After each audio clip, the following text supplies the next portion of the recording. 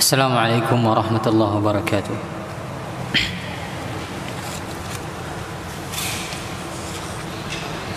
Alhamdulillahi rabbil alamin. Wassalatu wassalamu ala asyrafil anbiya'i wal mursalin wa ala alihi wa ashabihi ajma'in wa man tabi'ahum bi ihsanin ila yaumiddin. Allahumma 'allimna ma yanfa'una wanfa'na bima 'allamtana wa zidna 'ilma. Allahumma inna nas'aluka 'ilman nafi'a wa rizqan thayyiban wa 'amalan mutaqabbala. Ikhwan akhwat, para hadirin dan hadirat yang semoga senantiasa dirahmati dan diberkahi oleh Allah Subhanahu wa taala. Kita lanjutkan membaca kitab Ta'limul Muta'allim Thariqat Ta'allum yang ditulis oleh Al-Imam Burhanul Islam Az-Zarnuji. Kita masuk di pembahasan baru, yaitu pasal yang baru, pasal yang kelima dari 13 pasal ya. Jadi hampir sudah separuh kita mempelajarinya. Ini pasal yang kelima dari 13 pasal. Pasal yang beliau beri judul rahimahullah taala faslun fil jiddi wal muwazabati wal himmati. Pasal tentang kesungguhan, ketekunan dan cita-cita ya, yang harus dimiliki oleh penuntut ilmu. Tiga hal ini harus dimiliki oleh seorang penuntut ilmu: kesungguhan, ketekunan dan cita-cita. Maka sebelum kita masuk, kalaulah kita mau merenungkan kondisi kita semua, bagaimana kita semua dalam mempelajari ilmu dunia jika kita bandingkan ketika kita mempelajari ilmu agama kita.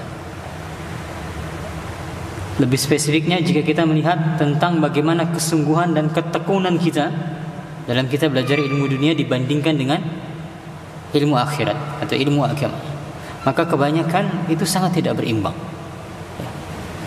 Betapa banyak kita semua betul-betul memiliki kesungguhan dan ketekunan jika kita berbicara tentang ilmu dunia, dan hal tersebut tidak kita dapatkan dalam hal ilmu agama.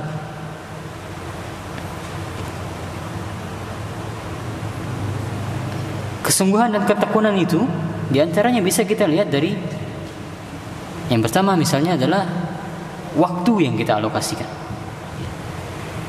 Berapa waktu yang telah kita alokasikan untuk belajar ilmu dunia dibandingkan dengan ilmu agama?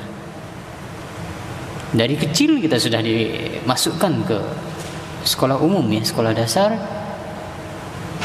Sudah sejak umur 5 atau 6 tahun sampai sekarang masih kita mempelajari ilmu dunia bagi yang masih di perkuliahan.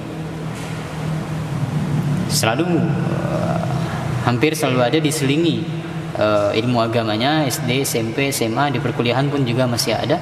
Kan tapi berapa proporsinya dibandingkan dengan ilmu agama yang kita pelajari? Kesungguhan itu juga dan ketekunan itu juga, atau kesungguhan lebih khususnya, bisa kita lihat juga dari resource yang kita keluarkan, sumber daya yang kita keluarkan. Salah satunya adalah dalam hal biaya. InsyaAllah dari kalau kita mau kita hitung berapa sudah biaya yang kita keluarkan sejak kita SD sampai kita kuliah, itu sudah berapa ratus juta uang yang dikeluarkan untuk mempelajari ilmu dunia. Lalu bagaimana dengan ilmu agama? Ya, berapa uang yang telah kita keluarkan? Kadang mengeluarkan uang untuk membeli buku panduan di sebuah pengajian itu rasanya berat sekali, khusus kalau bukunya itu buku-buku yang besar misalnya. Maka terkadang kalau kita kebanyakan kita kalau kita amati, kesungguhan dan ketekunan itu tidak kita dapatkan dalam kita belajar ilmu agama. Maka di sini diantaranya motivasi yang diberikan oleh Imam Az-Zarnuji, semoga Allah merahmati beliau, tentang semestinya bagaimana kita seharusnya memiliki kesungguhan, ketekunan dan cita-cita yang tinggi dalam belajar ilmu agama. Yang nanti di dalam pasal ini itu hampir seluruhnya adalah bait-bait syair-syair yang beliau bawakan. Ya, sudah kita bahas sebelumnya, di dalam kebudayaan Arab, syair itu adalah sesuatu yang powerful. Ya. Kalau di zaman kita sekarang seperti sosial media. Di sosial media orang belajar, di sosial media orang melakukan campaign, ya, melakukan kampanye, di sosial media macam-macam. Maka di dalam budaya Arab, terkhusus di zaman dulu, begitu pula syair. Melalui syair orang itu menyampaikan pelajaran. Melalui syair orang kemudian menyuarakan suaranya. Melalui syair orang melakukan mobilisasi massa melalui syair. Melalui syair orang memotivasi pasukan perang itu melalui syair juga. Supaya pasukan perang itu bersemangat berperang seperti apa? Dibuat syair. Maka akhirnya mereka pun termotivasi. Dan seterusnya. Maka di sini jangan kemudian heran kenapa Imam Zarnuji kok yang dibawakan syair saja. Ya. Itu kebudayaan orang Arab demikian, akan tapi tidak mengurangi faedahnya nanti ketika kita akan membacanya. Dan ini bagi yang terlibat di dalam dakwah sosial media, konten kreator, ini bagus, banyak sekali nanti quote-quote yang bisa kita ambil di sini, yang bisa kita jadikan poster, dijadikan desain konten dakwah, banyak sekali nanti di sini antum bisa kutip. Baik, berkata Al-Imam Az-Zarnuji rahimahullah ta'ala, kata beliau, summa la budda minal jiddi wal muwazabati wal mulazamati li talibil ilmi. Tidak boleh tidak, atau harus seorang penuntut ilmu itu dia memiliki al-jidd, yaitu kesungguhan, muwazabah, memiliki ketekunan, al-mulazamah, atau muwazabah itu lebih cenderung dia rajin, ya. Sifat rajin, dan mulazamah itu ketekunan. Wa ilaihi al-isyaratu fil Quran, ya. Dan hal ini, tiga sifat ini itu diisyaratkan di dalam Al-Quran. Biqaulihi ta'ala, dalam firman Allah Ta'ala dalam surat Maryam, ya Yahya khuzil kitaba biquwwah. Allah perintahkan kepada Yahya, wahai Yahya, ambillah Alkitab itu secara sungguh-sungguh. Allah perintahkan biquwwah. Biquwwah, yaitu biquwwah, dengan sungguh-sungguh. Apakah maksud sungguh-sungguh di sana? Ya, kata para ulama tafsir, dengan ketekunan dan juga dengan semangat. Ya, dengan ketekunan dan juga dengan semangat. Dan apa maksud mengambil kitab di sana? Kata para ulama tafsir, mengambil kitab di sana adalah mempelajarinya, memahaminya dan mengamalkan, mempelajarinya, mengamalkannya dan mendakwahkannya. Maka Nabi Yahya alaihi salam diperintahkan oleh Allah Subhanahu wa taala untuk mempelajari Taurat. Kitab di sana maksudnya adalah Taurat, mempelajari Taurat, mengamalkan Taurat dan mendakwahkan Taurat. Biquwwah, dengan sungguh-sungguh. Maka di sana ada isyarat dari Allah Subhanahu wa taala kepada Nabi Yahya, yang ini juga berlaku untuk kita semua. Terkait Nabi Yahya, di dalam surat yang sama juga, di dalam surat Maryam, Allah katakan kepada Zakaria, inna nubashshiruka bi ghulamin ismuhu Yahya lam naj'al lahu min qablu samia. Ya, di antara keutamaan Nabi Yahya dalam surat Maryam, Allah katakan, wahai Zakaria, kami memberi kabar gembira kepadamu dengan kehadiran Yahya. Lam naj'al lahu min qablu samia, yang tidak pernah kami jadikan baginya sebelumnya samia. Samia di sana ada dua penafsiran. Allah katakan kepada Nabi Yahya, kepada Nabi Zakaria, kami akan berikan kepadamu seorang anak yang bernama Yahya, yang tidak, penafsiran pertama, yang tidak pernah kami jadikan nama seperti itu sebelumnya. Samia di sana maksudnya adalah nama, sehingga tidak pernah ada seseorang yang bernama Yahya sebelumnya, sebelum Nabi Yahya. Ini keutamaan Nabi Yahya yang pertama menurut sebagian ahli tafsir. Kemudian yang kedua, Samia di sana maksudnya adalah yang semisal, semacam Allah katakan, hal ta'lamu lahu samia. Apakah engkau mengetahui ada sesuatu yang semisal dengan Allah? Tidak ada yang semisal. Maka samia di dalam surat Maryam di sana maknanya adalah semisal. Maka tidak ada yang semisal dengan Nabi Zakaria sebelumnya. Maksudnya apa? Kekhususan Nabi Zakaria tidak pernah sebelumnya itu adalah Nabi Yahya, bukan Zakaria. Nabi Yahya adalah satu-satunya nabi yang Allah angkat menjadi nabi dalam keadaan masih anak kecil. Dalam keadaan masih kecil. Maka tidak ada yang semisal dengan Nabi Yahya dalam hal ini. Seluruh nabi yang ada, kata Nabi SAW, itu mayoritasnya diangkat oleh Allah Subhanahu wa taala, diutus oleh Allah Subhanahu wa taala pada umur 40 tahun. Ya. Nabi Muhammad SAW diutus pada umur 40 tahun.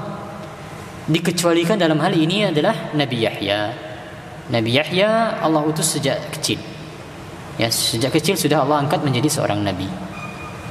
Maka ini diantara keutamaan Nabi Yahya alaihi salam. Yahya bin Zakaria, ya, anaknya Nabi Zakaria. Kemudian Allah Subhanahu wa taala juga katakan, wa qaulihi ta'ala, juga dalam firman Allah taala yang artinya walladzina jahadu fina lanahdiyannahum subulana. Orang-orang yang bermujahadah, yaitu orang-orang yang bersungguh-sungguh, maksudnya bermujahadah di sana untuk mencari ridhaan kami, maka benar-benar kami akan tunjukkan kepada mereka jalan-jalan kami. Ya. Orang-orang yang mereka betul-betul niat mereka benar, maka pasti Allah akan tunjukkan kepada mereka jalan-jalan Allah Subhanahu wa taala. Maka di sana yang menjadi poin pembahasannya adalah kata Allah Subhanahu wa taala, allazina jahadu wallazina jahadu, yaitu orang-orang yang bersungguh-sungguh. Orang-orang yang bersungguh-sungguh. Sehingga di dalam kita mencari hidayah, ya, kita belajar ilmu tentu kita untuk mencari hidayah, kita belajar agama untuk mencari hidayah. Di dalam kita mencari hidayah, di antara yang perlu kita butuhkan adalah tadi jahadu, itu kesungguhan.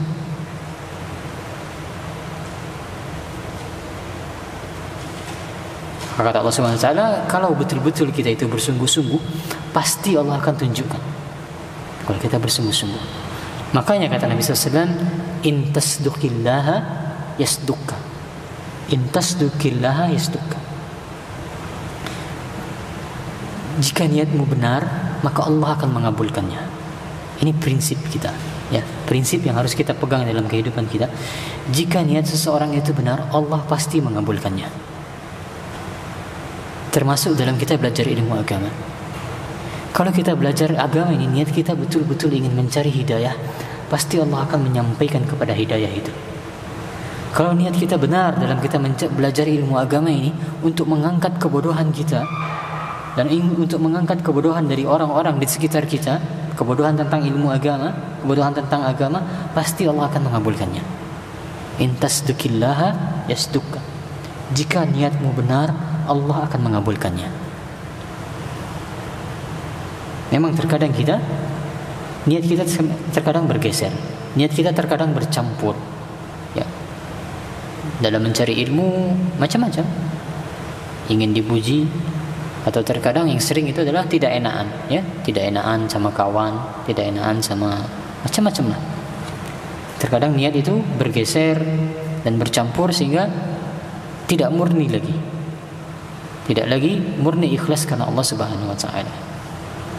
Sehingga kembali lagi, di antara hal yang kita butuhkan untuk mendapatkan hidayah adalah mujahadah tadi. Orang-orang yang betul-betul dia bersungguh-sungguh dalam mencari hidayah itu, maka pasti Allah akan sampaikan dia. Qila, lalu kemudian beliau di sini mulai membawakan semacam syair, ya, bisa kita katakan syair, atau lebih tepatnya ini bukan syair, ini semacam peribahasa dalam bahasa Arab. Bijiddin la bijaddin kulla majdi.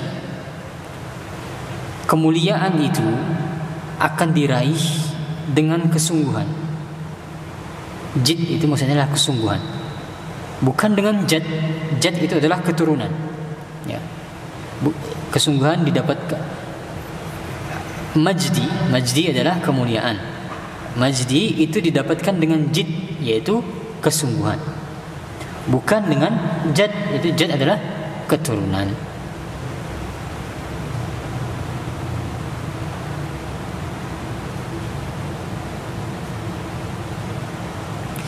Fahal jaddu bila jiddin bimujdi.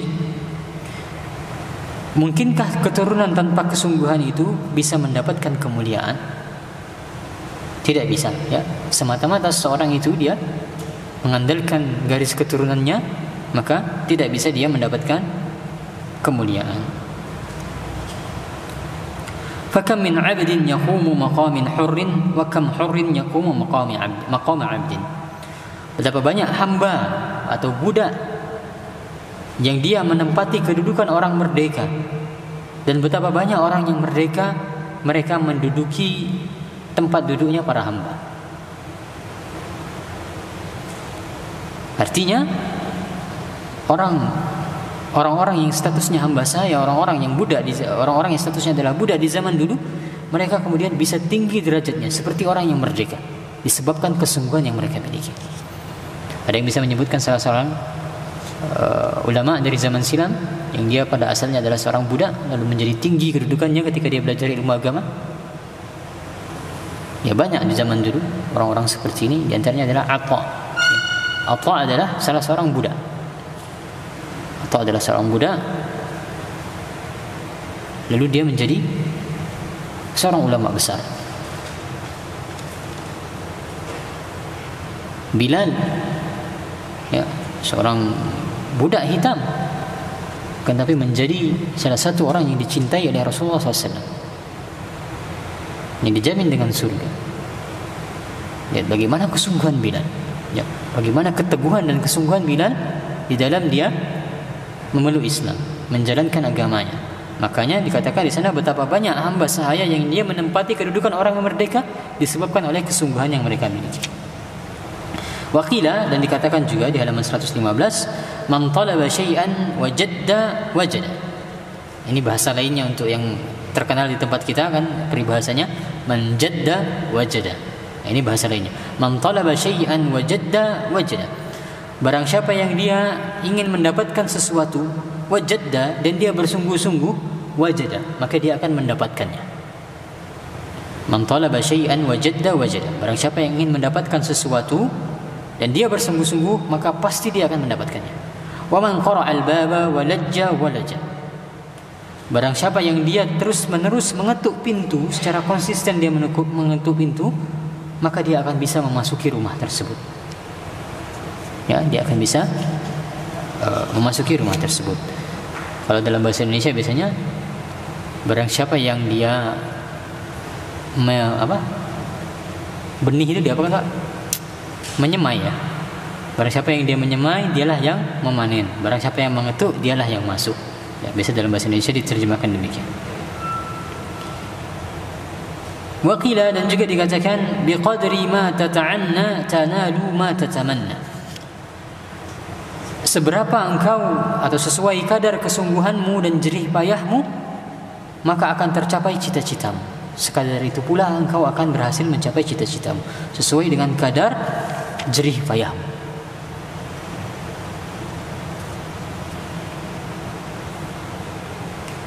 Waqila, dan juga dikatakan yahtaju fit ta'allumi wa tafaqquhu ila jiddi salasatin al-muta'allim wal ustad wal ab in kana fil ahya. Dalam mempelajari dan mendalami ilmu itu memerlukan kesungguhan dari tiga pihak. Tiga pihak yang terlibat dalam mencari ilmu ini, mereka semua perlu untuk bersungguh-sungguh. Dari sisi muridnya perlu bersungguh-sungguh. Dari sisi gurunya juga perlu bersungguh-sungguh. Dan dari sisi ayah si murid ini itu juga perlu bersungguh-sungguh. Ayah si murid maksudnya adalah orang yang menanggung kebutuhan penuntut ilmu ini. Maka juga perlu bersungguh-sungguh untuk menyiapkan bekalnya.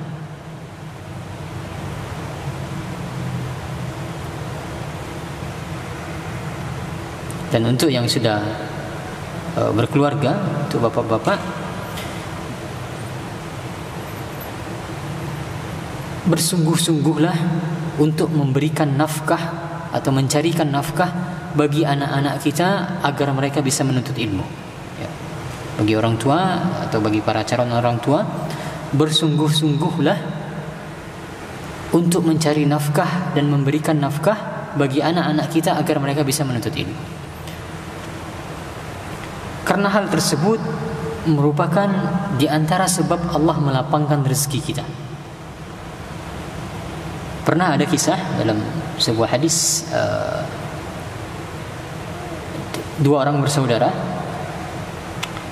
Yang satu sibuk cari uang, yang satu sibuk mencari ilmu. Maka saudara yang sibuk mencari uang ini, dia mengadukan tentang saudaranya kepada Rasulullah SAW. Wahai Rasulullah, saudaraku ini dia hanya sibuk mencari ilmu saja, sedangkan saya sibuk cari uang. Sibuk cari uang agar dia bisa menuntut ilmu maksudnya. Maka kata Rasulullah SAW, la'allaka turzaqu bih. Bisa jadi rezeki yang Allah berikan kepadamu itu disebabkan oleh dia ini yang mencari ilmu itu. Ya. Jika kata para ulama, maksudnya adalah orang ini masih tetap Allah berikan dia rezeki karena dia masih berupaya untuk mencari rezeki agar dia bisa menghidupi saudaranya yang mencari ilmu ini. Ya, kata Rasulullah SAW, la'allaka turzaqu bih. Bisa jadi rezekimu yang terus mengalir itu disebabkan oleh engkau membiayai saudaramu yang mencari ilmu itu. Maka bersemangatlah untuk membiayai orang-orang yang menuntut ilmu. Bahkan tidak hanya bagi anak-anak kita saja ya. Termasuk dalam bab ini adalah berdonasi untuk berbagai aktivitas menuntut ilmu. Maka ini diantara cara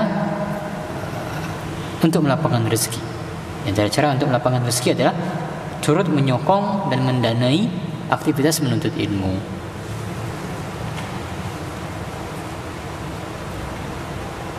Lalu kata Imam Zarnuji, Syekh Al-Imam Al-Ajal yang mulia Sayyiduddin Asy-Syairazi yang bermazhab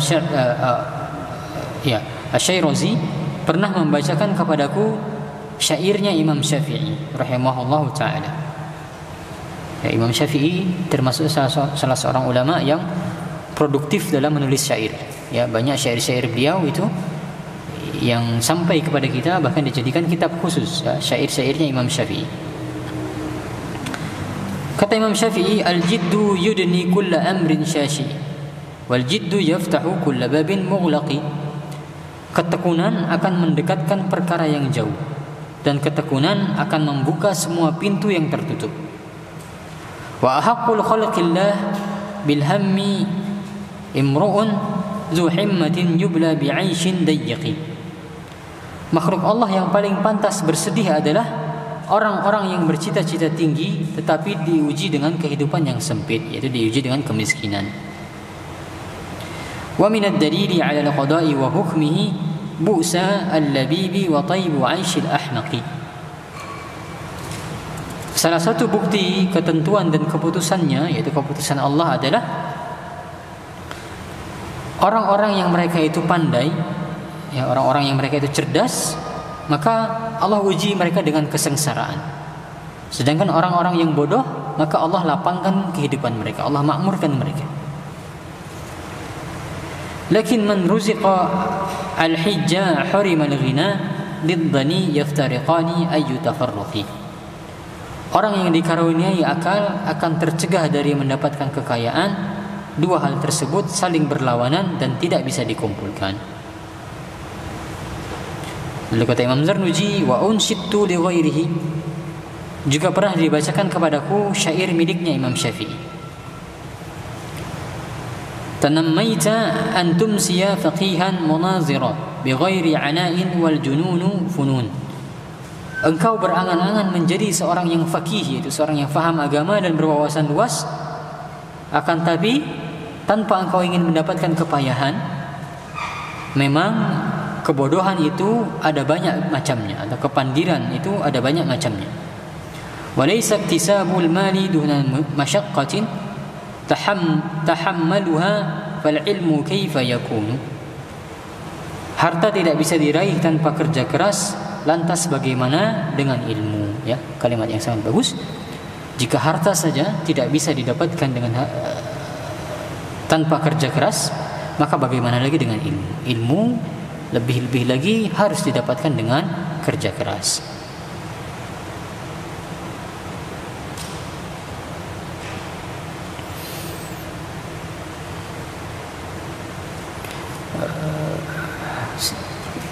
Kalau saya tidak salah, saya pernah sebutkan di majelis ini tentang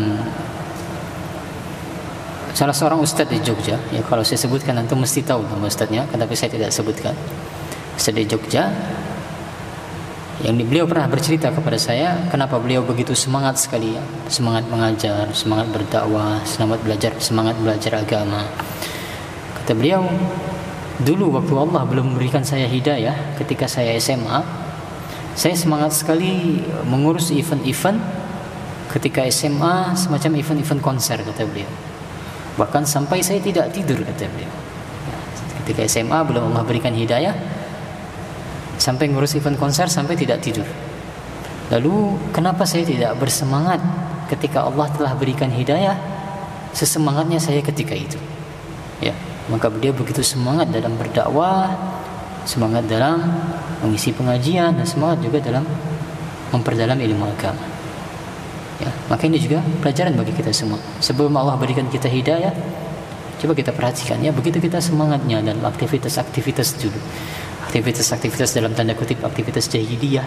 Dulu kenapa kemudian kita tidak bisa bersemangat seperti itu ketika kita telah Allah berikan hidayah? Kalau kata Imam Syafi'i tadi, jika orang itu juga dia bisa bersemangat dalam dia mencari harta, kenapa dia tidak juga bersemangat dalam dia mencari ilmu? Abu Tayyib Al-Mutanabbi berkata, ولم أرى في عيوب الناس عيبا كنقص القادرين على التمام.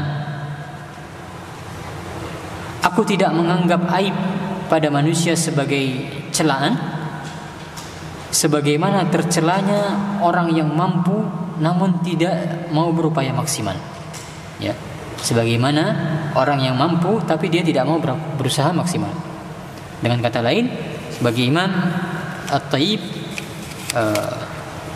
bagi Abu Tayyib Al-Mutanabbi, yang namanya aib itu adalah orang yang dia masih mampu akan tapi dia tidak mau mengusahakannya. Ini yang namanya aib. Selain itu bukan aib bagi beliau. Yang namanya aib itu adalah orang yang masih mampu akan tapi dia tidak mau memaksimalkannya.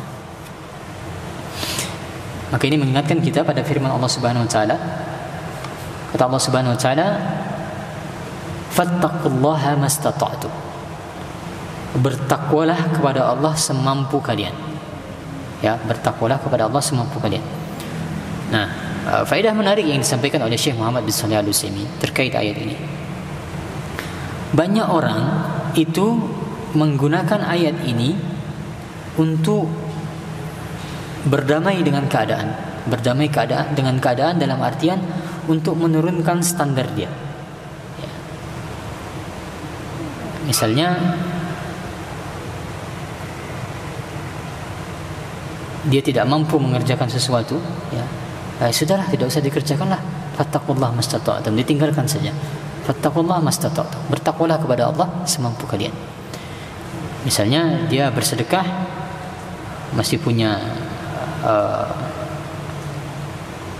atau dia bersedekah misalnya dengan jumlah tertentu, dia menilai ini sudah cukup, padahal dia masih mampu untuk menambahnya, dia katakan fattaqullaha mastata'tum, bertakwa kepada Allah semampunya saja. Maka saya mampu bersedekahnya sedemikian saja. Maka banyak di antara kita menggunakan ayat ini untuk menurunkan standar kita, ya, untuk memberikan uzur pada diri kita atas ketidakmampuan kita. Kita cenderung menggunakan ayat ini demikian. Akan tapi yang benar kata Syekh Muhammad bin Shalih Al-Utsaimin, ayat ini semestinya tidak digunakan demikian saja, akan tapi digunakan dua sisi. Digunakan juga semestinya untuk memotivasi kita. Fattaqullaha mastata'tum, bertakwalah kepada Allah semampu kalian. Maka katakan kepada diri kita, kita ini masih mampu. Kenapa kita mencukupkan demikian saja? Ya, kita masih mampu. Kenapa kita cukup demikian saja? Semestinya kita masih menambah lagi, ditambah lagi. Ketika kita bersedekah misalnya 1 juta, kita katakan pada diri kita, fattaqullaha mastata'tum, bertakwa kepada Allah semampu kita. Wong kita masih mampu untuk menambah jadi 2 juta, kenapa cukup dengan 1 juta? Ternyata setelah berinfak dengan 2 juta, fattaqullaha mastata'tum, masih mampu berinfak 3 juta, kenapa dicukupkan dengan 2 juta? Jadi fattaqullaha mastata'tum tadi, bertakwa kepada Allah semampu kita, itu juga digunakan untuk memotivasi, untuk menaikkan standar kita juga. Ya, tidak hanya digunakan untuk menurunkan standar. Maka inilah fattaqullaha mastata'tum tadi. Ya, tadi Abu Tayyib mengatakan, bagiku aib itu adalah orang-orang yang dia masih mampu, akan tapi dia mencukupkan dirinya, tidak mau dia memaksimalkannya lagi. Ya.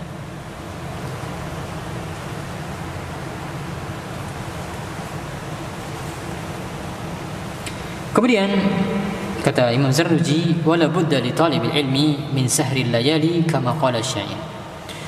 Nah, ini juga yang pembahasan yang penting.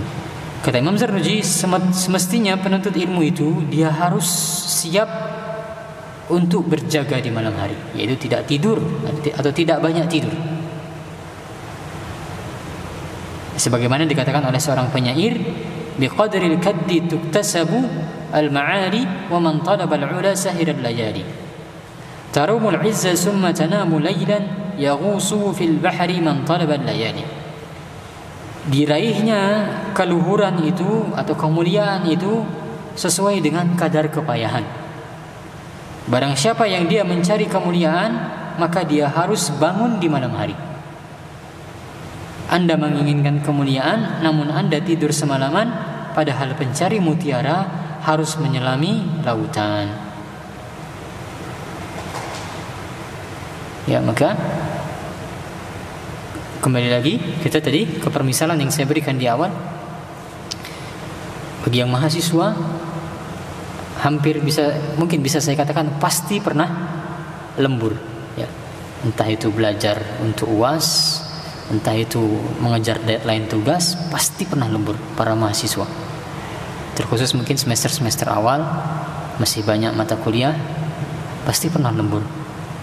Maka tanyakan pada diri kita, pernah tidak kita lembur untuk ilmu agama? Murojaah, menghafal, membaca buku sampai larut malam, sampai asyik, sampai kemudian berkurang jam tidur, pernah atau tidak?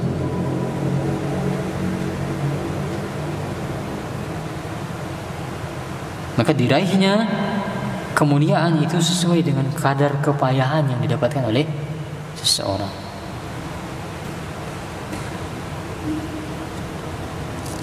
Kemudian juga dikatakan dalam sebuah syair, ulul ka'bi bil himami al-awali wa 'izzul mar'i fi sahri al-layali taraktu an-nawma rabbi fi al-layali li ajli ridaka ya maula al-mawali.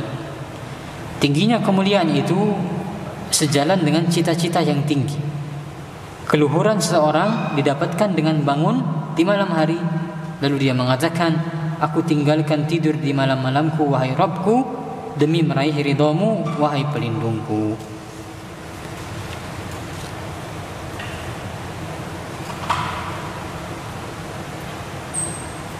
Wa man rama al-'ula min ghairi kaddi adha'a al-'umra fi talab al-muhali fawiffiqni ila tahsil ilmi wa ballighni ila aqsa al-ma'al. Barang siapa yang menginginkan kemuliaan tanpa kerja keras, sebenarnya dia telah menyia-nyiakan usianya dalam mencari sesuatu yang mustahil. Karena itu wahai Rabb, bimbinglah aku untuk memperoleh ilmu dan hantarkan aku menuju puncak kemuliaan.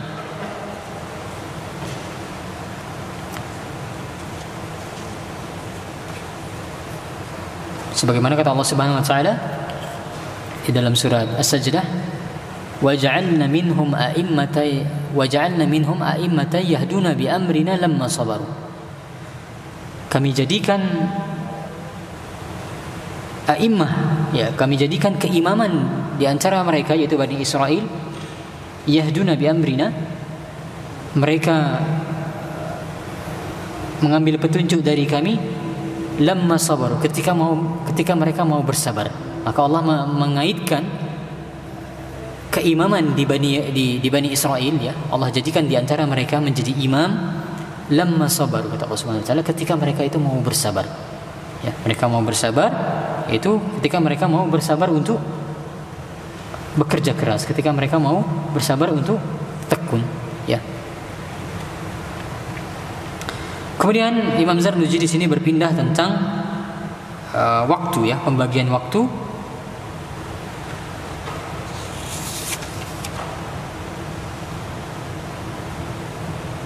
Ya, sebagainya beliau membahas tentang waktu belajar di sini. Kata Imam Zarnuji, ittakhizil laila jamlan tudrik bihi amalan. Jadikan waktu malam sebagai kendaraan untuk mengejar cita-citamu. Jadikan waktu malam sebagai kendaraan untuk mengejar cita-citamu.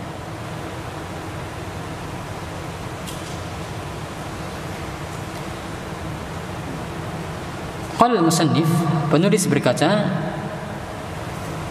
Aku mempunyai syair yang semakna dengan hal tersebut. Man syaa ay yahtawila amaluhu jumalan falyattakhiz laylahu fi darkiha jamalan. Aqlil ta'amaka kay takhdha bihi saharan in syi'ta ya sahibi an tablughal kamala. Barang siapa yang ingin cita-citanya tercapai, hendaknya dia menggunakan waktu malamnya sebagai kendaraan. Waktu malam digunakan sebagai kendaraan, yaitu untuk mencapai tujuannya. Sedikitkan makananmu agar Anda kuat untuk terjaga jika Anda ingin meraih kesempurnaan, wahai sahabatku. Ya. Maka nanti insyaAllah akan kita bahas lebih detail tentang bagaimana seorang penuntut ilmu itu hendaknya menghindari banyak makan. Ya. Ini diantara wasiat yang senantiasa disampaikan oleh para ulama. Diantara adab menuntut ilmu adalah hindari banyak makan. Diantara dampaknya adalah gampang mengantuk. Ketika belajar kemudian mengantuk.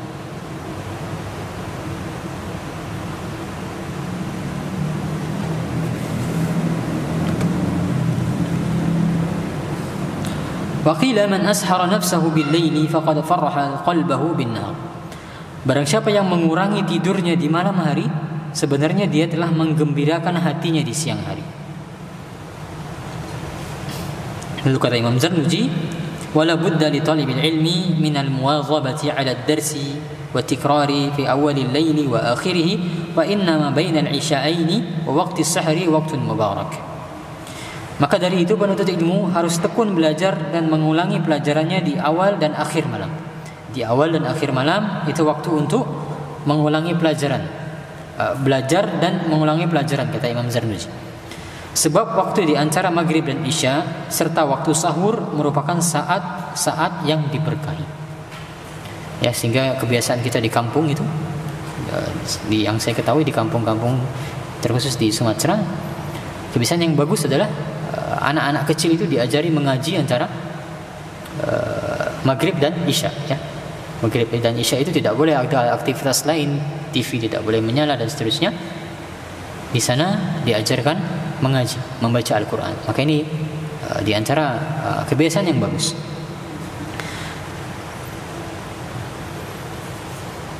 Saya kutipkan sebagian perkataan para ulama tentang pembagian waktu belajar. Ya.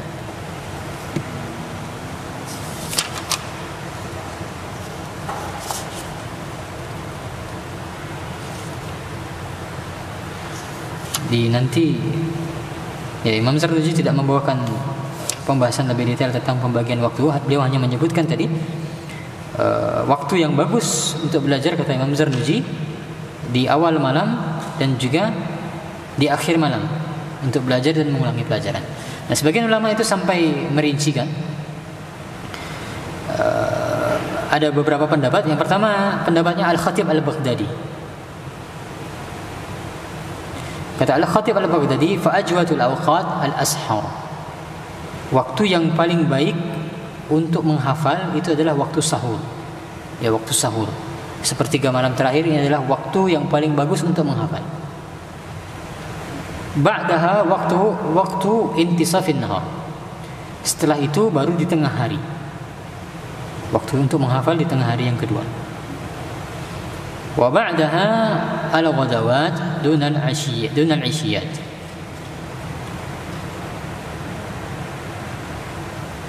Kemudian setelah itu di pagi hari. Jadi urutannya kalau menurut Al-Khatib Al-Baghdadi adalah waktu yang paling bagus untuk menghafal sahur, tengah hari, baru pagi hari. Ini menurut yang paling bagus yang mana? Kalau bisa diusahakan di waktu sahur terlebih dahulu. Lalu kata Imam Al-Khatib Al-Baghdadi, menghafal di waktu malam lebih baik dari waktu siang. Dan waktu lapar lebih baik daripada waktu kenyang. Untuk menghafal itu lebih baik di waktu lapar dibandingkan di waktu kenyang. Ya, ini menurut pendapatnya Al-Khatib Al-Baghdadi. Nah, kalau saya pribadi itu lebih cenderung dengan pembagian waktu yang disampaikan oleh Ibnu Jama'ah dalam kitab Tazkiratus Sami'. Kata Ibnu Jama'ah,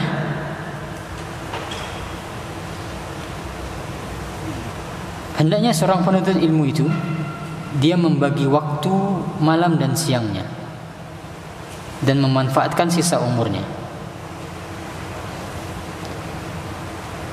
Lalu kata Imam Ibnu Jama'ah, pembagiannya seperti ini. Wa ajwadul awqati li hifzi al-ashar. Ya, sama dengan Al-Khatib tadi.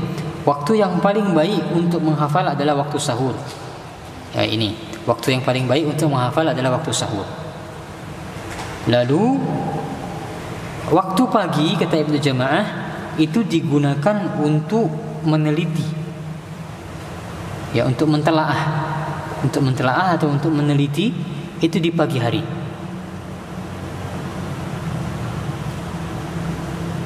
Walil kitab wastanha.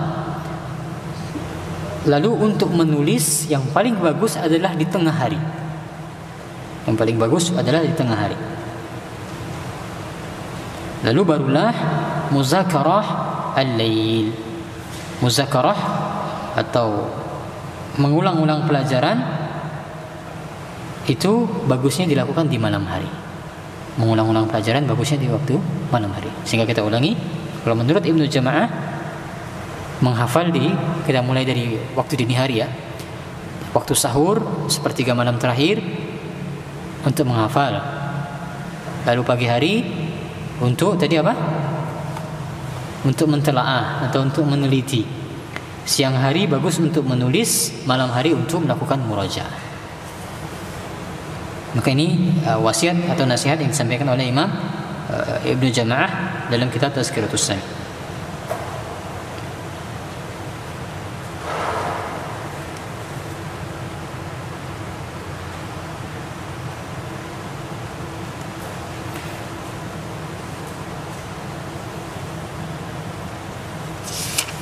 Kemudian kita baca satu syair lagi. Qila fi hadzal ma'na, disebutkan sebuah syair yang sejalan dengan makna ini. Ya talibal ilmi bashiril wara'a wajadibin nauma watruki asyaba'a. Wahai penuntut ilmu, hiasilah dirimu dengan sifat wara'. Jauhilah banyak tidur dan perut kenyang. Jauhilah banyak tidur dan perut kenyang. Ya, ini wasiat untuk para penuntut ilmu. Kurangi tidur, kurangi makan. Kurangi tidur dan kurangi makan. Kata Imam Syafi'i, aku tidak pernah kenyang selama 16 tahun terakhir. Ini Imam Syafi'i. Ya, semenjak beliau sibuk dengan ilmu, beliau sengaja tidak pernah membuat perutnya kenyang selama 16 tahun. Lihat bagaimana kemudian derajat keilmuan yang didapatkan oleh Imam Syafi'i. Ya, sengaja dia mengurangi makannya dan juga mengurangi tidurnya.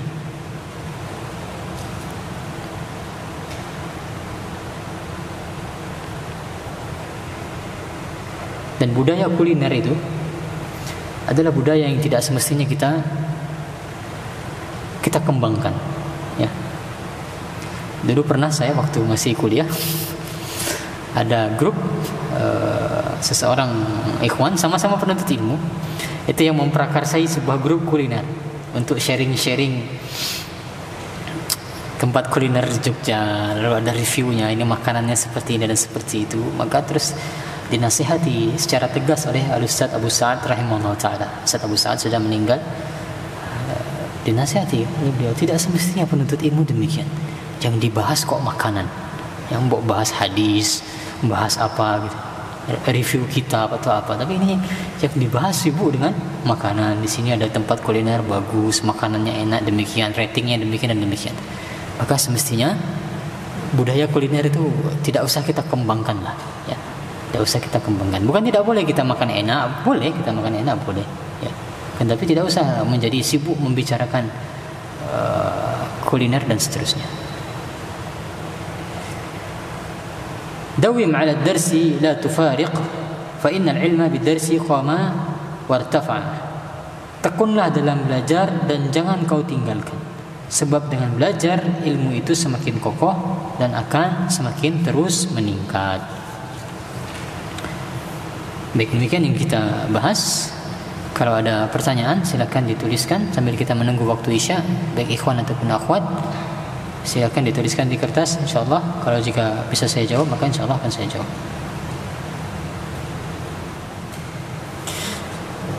Bismillah, alhamdulillah, wassalatu wassalamu ala rasulillah wa ala alihi wa sahbihi wa man tabi'ahum bi ihsan ila yaumiddin. Ba'd. Kita cukupkan pembahasan kita masuk sesi tanya jawab. Ada pertanyaan di sini, biasanya para ulama tidur malam berapa jam? Wallahu ta'ala alam berapa jam biasanya para ulama. Hanya saja yang dianjurkan oleh Ibnu Jama'ah, kata Ibnu Jama'ah, hendaknya seorang penuntut ilmu tidur malamnya tidak lebih dari 8 jam. Ini standarnya. Akan tapi kata Ibnu Jama'ah, jika kemudian dia mampu untuk mengurangi jam tidur tersebut selama tidak membawa kemudaratan pada dirinya, hendaknya dia melakukannya. Ya, minimalnya 8 jam. Jadi atau maksimalnya ya berarti. Maksimal tidurnya itu 8 jam, tidak boleh lebih, tidak dianjurkan lebih. Jika dia masih mampu mengurangi dari 8 jam tidurnya selama tidak membawakan kemudaratan pada dirinya, hendaknya dia melakukannya. Ini yang dianjurkan oleh Ibnu Jama'ah. Ya. Dan tidak ada dalil khususnya dalam hal itu, tapi para ulama ketika mereka menganjurkan demikian, tentunya mereka tidak sembarangan. Ya, entah itu mereka melalui proses istiqra' wa tatabbu' ya, mereka meneliti entah kebiasaan mereka sendiri yang mereka alami atau kebiasaan para ulama yang ada di zaman itu atau di zaman sebelumnya. Allahu a'lam.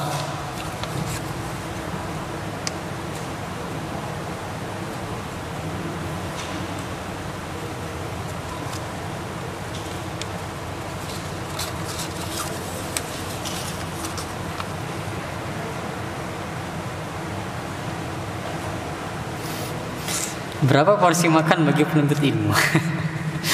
Porsi makan. Dalam sebuah hadis Nabi SAW menyebutkan, terjemahnya saja secara makna, cukup bagi anak Adam itu, ya, cukup bagi anak Adam itu makan dengan jumlah yang cukup untuk menegakkan tulang belakangnya. Ini kata Nabi SAW. Cukup bagi anak keturunan Adam makan dengan jumlah yang mencukupi bagi dirinya untuk menegakkan tulang belakang. Lihat bagaimana sederhananya. Atau kata Nabi SAW, jika dia menginginkan sesuatu yang lebih, maka sepertiga dia bagi perutnya, dia bagi lambungnya itu, sepertiga untuk makanan, sepertiga untuk minuman, dan sepertiga lagi untuk bernafas. Ya, ini wasiat nubuwah kata Nabi SAW dalam hadis yang sahih. Ini yang dibawakan oleh Ibnu Jama'ah di dalam kitab beliau Tazkiratus Sami'. Sehingga itu porsinya menurut Nabi SAW. Kalau secara detail berapa gramnya, wallahu a'lam, saya tidak tahu.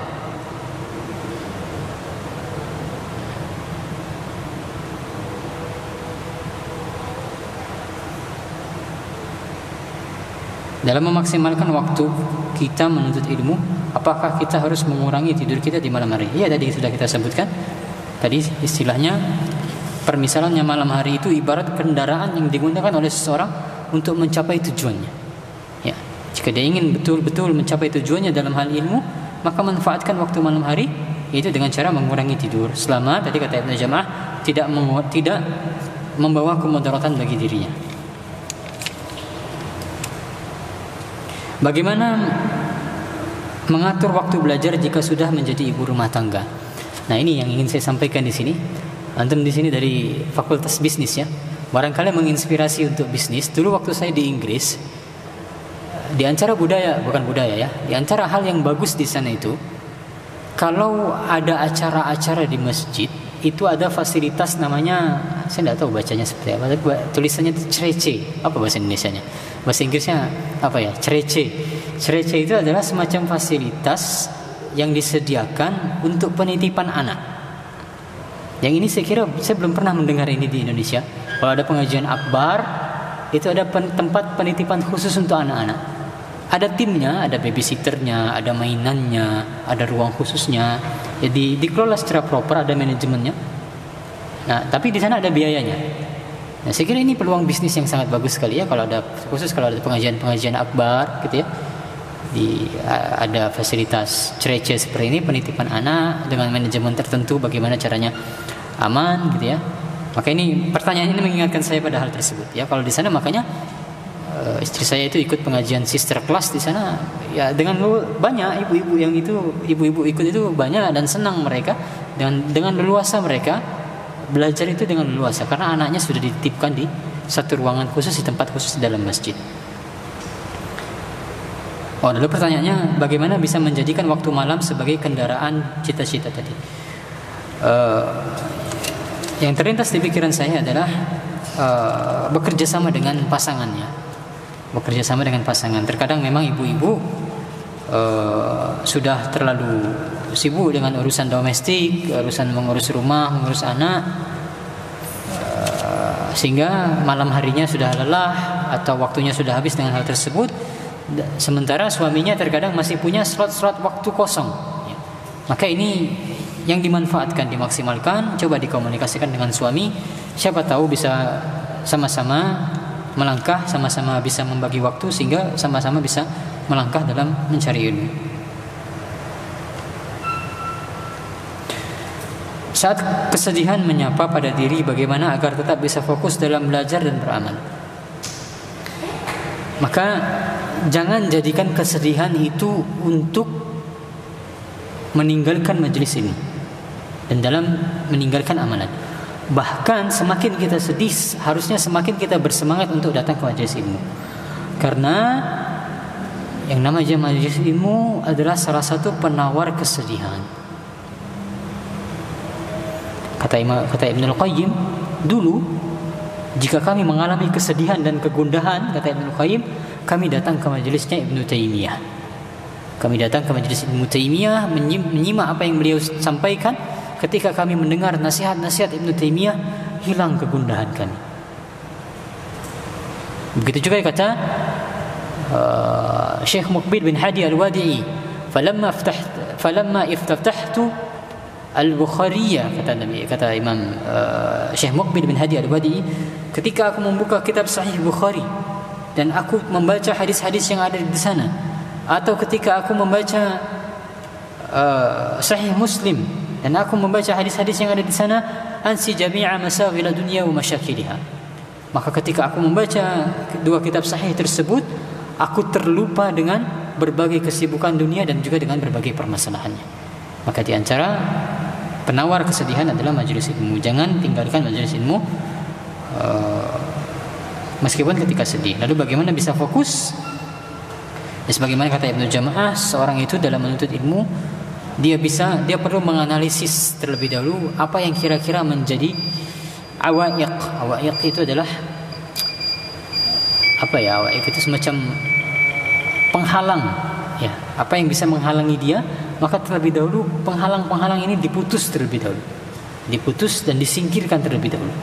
Kalau ternyata yang menyebabkan kesedihan itu adalah seorang teman yang memang bahasanya anak sekarang toksik ya, maka disingkirkan terlebih dahulu teman ini, diputus terlebih dahulu, jangan dipedulikan. Atau ada aktivitas-aktivitas lain atau sebab-sebab lain, maka disingkirkan terlebih dahulu agar bisa fokus.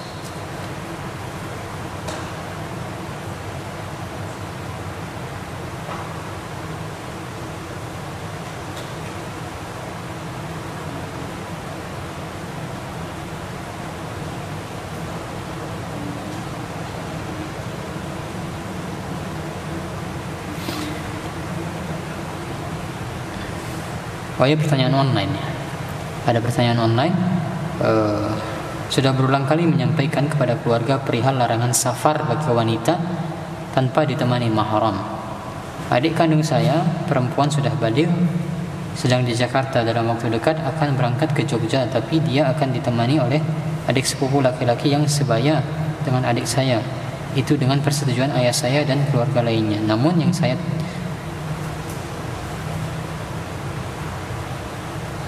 tahu, ternyata sepupu saya laki-laki itu bukan mahram bagi wanita dalam Islam. Ya benar, laki-laki sepupu bukan mahram. Kemudian terkait Perlu kita ketahui terkait hukum safar wanita tanpa mahram, di sana ada perselisihan. Ya, sebagian ulama itu masih membolehkannya berdasarkan beberapa dalil yang mereka bawakan, meskipun yang lebih tepat dalam hal ini adalah haram hukumnya. Ini pendapat yang lebih tepat. Akan tapi kita perlu tahu ada sebagian ulama yang mengatakan boleh hukumnya perempuan itu bersafar tanpa mahram. Ya, sehingga bisa jadi memang kita berbaik sangka, bisa jadi saudara atau siapa tadi adiknya ini mungkin dia punya ilmu di sana, dia memegang pendapat yang bolehnya pendapat bersafar tanpa mahram. Lalu bagaimana cara menasihatinya? Disampaikan dengan baik, ya, disampaikan dengan baik dengan kalimat yang hikmah sambil didoakan, mudah-mudahan Allah bukakan hatinya.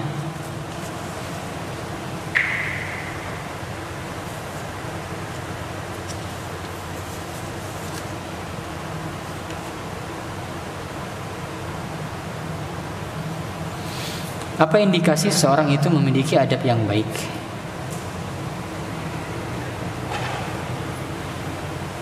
Apakah dari adabnya kepada keluarganya, temannya, atau gurunya? Ya, maka adab ada banyak, ya. Adab ada banyak.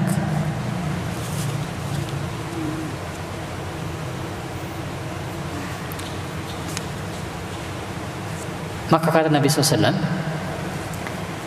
innama bu'istu liutammima makarimal akhlak. Aku diutus untuk menyempurnakan akhlak-akhlak yang mulia. Sedangkan di dalam Al-Quran Allah Subhanahu wa Ta'ala mengatakan,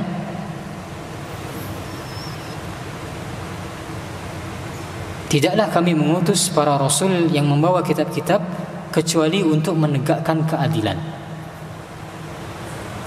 Lalu juga di dalam banyak ayat kata Allah Subhanahu wa Ta'ala, walaqad ba'atsna fi kulli ummati rasula an ya'budullaha wajtanibut taghut. Sesungguhnya kami telah mengutus dari setiap umat seorang rasul untuk menegakkan tauhid, ya, untuk menegakkan tauhid. Nah, sehingga di sana ada beberapa tujuan diutusnya rasul yang kita baca dari hadis-hadis yang ada. Yang pertama adalah menegakkan keadilan. Ini tujuan diutusnya Rasul. Lalu juga tujuan diutusnya Rasul untuk menyempurnakan akhlak. Lalu di antara tujuan diutusnya Rasul adalah untuk menegakkan tauhid. Nah, maka bagaimana kita mengkompromikan tiga hal ini? Cara mengkompromikannya adalah ada satu hal yang menggarisbawahi itu semua, yaitu menempatkan sesuatu sesuai dengan haknya. Menempatkan sesuatu sesuai dengan tempatnya. Maka tujuan Allah mengutusnya para rasul untuk menegakkan tauhid itu untuk menempatkan hak Allah sebagaimana tempatnya, itu ditauhidkan, tidak disekutukan. Maka ini hak Allah. Berakhlak mulia atau definisi adil, ya, untuk menegakkan keadilan. Para rasul diutus untuk menegakkan keadilan, karena yang namanya adil kata para ulama menempatkan sesuatu sesuai dengan haknya.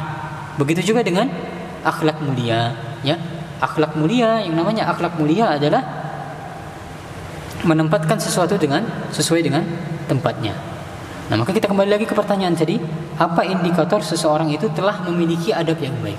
Maka dia telah menempatkan sesuatu sesuai dengan haknya. Telah menempatkan sesuatu sesuai dengan haknya. Maka kembali lagi tadi pertanyaannya, adab kepada keluarga seperti apa? Apakah dari adabnya kepada keluarganya, temannya atau gurunya? Maka dilihat apa hak-hak dari keluarganya yang harus dia penuhi. Kalau sudah dia memenuhi hak-hak keluarganya tersebut, maka dia telah teranggap beradab dengan adab yang baik. Kepada temannya, dilihat adab-adab atau hak-hak temannya ini apa. Jika dia sudah memenuhi hak-hak teman tersebut, maka dia telah teranggap beradab dengan baik kepada temannya. Guru juga, dilihat adab hak-hak guru ini apa. Jika dia telah memenuhi hak-hak guru tersebut, maka dia telah teranggap beradab baik kepada gurunya. Maka standarnya adalah apakah seseorang itu telah menempatkan sesuatu sesuai dengan haknya. Nah, untuk kita mengetahui hak-haknya apa saja, tentu kita harus belajar, harus mencari tahu, dan harus menuntut ilmu. Wallahu ta'ala alam, itu yang bisa saya jawab. Mudah-mudahan ada manfaatnya. Lebih kurang yang mohon maaf. Wassallallahu ala nabiyyina Muhammad wa ala alihi wa sahbihi wasallam. Subhanakallahumma wa bihamdika asyhadu an la ilaha illa anta astaghfiruka wa atubu ilaik. Assalamu alaikum warahmatullahi wabarakatuh.